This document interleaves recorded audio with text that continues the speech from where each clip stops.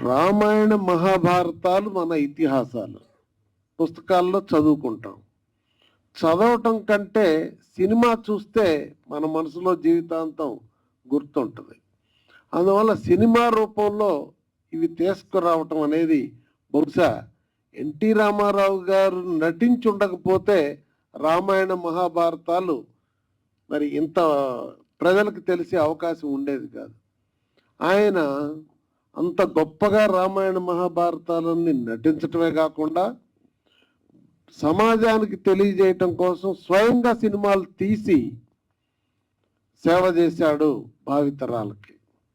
అందువల్ల ఆయన నాయక పాత్ర, ప్రతినాయక పాత్ర, అలానే సాంఘికం, జానపదం, చారిత్రకం, పౌరాణికం అన్ని సినిమాలు నటి